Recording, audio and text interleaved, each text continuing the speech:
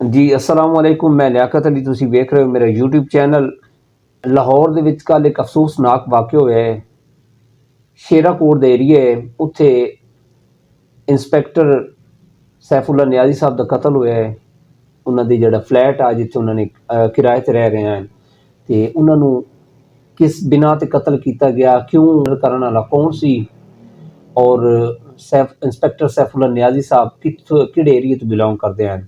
Overall ਤੁਹਾਡੇ ਨਾਲ discuss share ਕਰਾਂਗੇ। ਇਸ ਤੋਂ ਪਹਿਲੇ ਸਾਡੇ ਚੈਨਲ ਨੂੰ ਸਬਸਕ੍ਰਾਈਬ ਕਰੋ ਔਰ ਬੈਲ ਆਈਕਨ ਬਟਨ ਨੂੰ ਪ੍ਰੈਸ ਕਰੋ ਔਰ ਵੀਡੀਓ ਨੂੰ ਸ਼ੇਅਰ ਕਰੋ ਜੀ। ਵਿਊਵਰ, ਮੋਟਰਵੇ ਐਂਡ ਹੁੰਦੀ ਸ਼ੇਰਾ ਕੋਟ ਦਾ ਸਟਾਪ ਆਉਂਦਾ ਹੈ ਇਸ ਏਰੀਏ ਦੇ ਵਿੱਚ। ਸ਼ੇਰਾ ਕੋਟ ਦੇ ਏਰੀਏ ਵਿੱਚ ਇਸ ਮਾਰਕੀਟ ਦੇ ਵਿੱਚ ਇੱਕੋ ਹੀ ਉੱਤੇ ਕਮਰਾ ਹੈ, ਫਲੈਟ ਹੈ, ਜਿੱਥੇ ਜਨਾਬ ਇੰਸਪੈਕਟਰ ਸੈਫੁੱਲਾ ਨਿਆਜ਼ੀ ਸਾਹਿਬ ਰਹਿ ਰਹੇ ਹਨ। ਕਾਫੀ ਅਰਸੇ ਤੋਂ ਰਹਿ ਰਹੇ ਹਨ ਔਰ ਕਾਫੀ ਜਗ੍ਹਾ ਤੇ ਡਿਊਟੀ ਕਰ ਚੁੱਕੇ ਹਨ।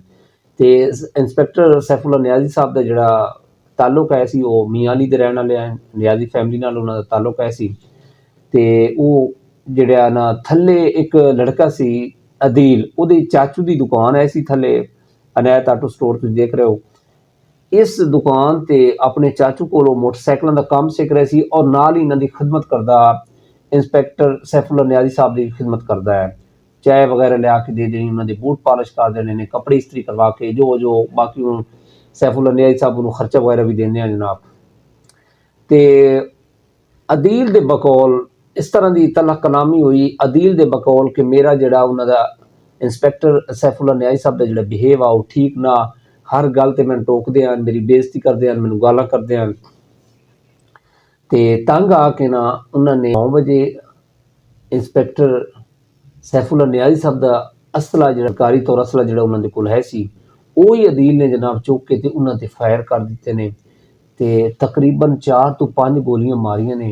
एक गोली उन्होंने लगी है सर दे विच, जिहदी वजह तो उन्होंने डेथ हुई है। बाकी जिसम दे विच भी गोलियां लगियां ने, कई जगह ते लगियां ने, बाजू ते भी, टंग ते भी, पेट ते भी गोली लगी है। ते उन्हों की उत्थे डेथ हो गई है सैफुल्ला नियाज़ी साहब की। अदील नामी लड़का जड़ा है ये नहीं नस्या, ये उत्थे खड़ा रहा है इतना अपना। इस वाक़े तो बाद ये अदील उत्थे खड़ा रहा है, किधरे भी नहीं गया। डॉल्फिन स्क्वाड आया, उन्होंने इन्हू गिरफ्तार किया है। 15 ते कॉल चली है, SHO SP साहब और DIG साहब तक उस जाए वकूआ ते आए ने कि उत्थों शवायद इकट्ठे करन का पता चले कि एक वारदात जो वकू होया किस तरह होया जनाब। फिर जनाब अदील को पूछा गया कि तू इन्होंने उत्ते गोली क्यों चलाई है जनाब। उन्हें यही कहा कि इन्होंने जो बिहेव आ मैंने गालां करते हैं इस तरीके, ये वो अगे पीछे जराए तो सुनने नहीं चाह रहा है कि इंस्पैक्टर सैफुल्ला नियाज़ी साहब इन्हों की जी वर्कशॉप है उत्थे अगे गड्डी खड़ी करते हैं। गड्डी खड़ी करन एक दो दफ़ा मुँह मारी हुई है, जिस तू जी तला कलामी वधी गई है। ए नौबत आ गई है कि अदील ने एक काम कर दिता है। अदील की इतना मचोर नहीं सी, अदील की उम्र टोटल 22 साल है। अदील ने एक बहुत बड़ा जुल्म कर दिता है। इतनी छोटी मोटियां रंजिशां, छोटी मोटियां किसी और तू कंप्लेन कर दे, कोई गलबात कर दे, यह जुल्म जिहड़ा कीता है अदील ने, उन्होंने अपना सोचने वाली गल है कि ये अदील नहीं कीता, एक सवाली निशान है। तो अपना तफ्तीश जारी है, पोस्टमार्टम हो रहा है। बाकी मुतलका थाने दे विच अदील नूं उसते अदील ते FIR हो गई। इंस्पैक्टर सैफुल्ला नियाज़ी साहब का बेटा वो भी मौके ते आ गया है और उन्होंने भाई भी आ गए ने, उन्होंने रिश्तेदार भी आ गए थे मौके ते। और सोचण समझण वाली गल है कि ए अदील ने एक छोटी जी गल तो इतना वड्डा जुल्म कीता है। उन्हें इंस्पैक्टर सैफुल्ला नियाज़ी साहब की उन्हें जान ले ली। इंस्पैक्टर सैफुल्ला नियाज़ी साहब काफ़ी थाने दे विच SHO रह चुके हैं। वो नियाज़ी फैमिली नाल हैं और मियां अली दे रहने वाले ने। तो सोचण वाली गल है, हैरानगी वाली गल है कि अदील ने कदम क्यों चुकया है, कहते कहण ते चुकया है कि उन्हें इतना जुल्म कर दिता है। उस तो बाद मार्केट जी 2-3 दिन जी बंद की गई है और शवायद इकट्ठे कर रहे हैं DIG पंजाब साहब और DIG साहब कि जी प्रॉपर जी वजह है वो किस तरह है उन्हें कार्रवाई की है।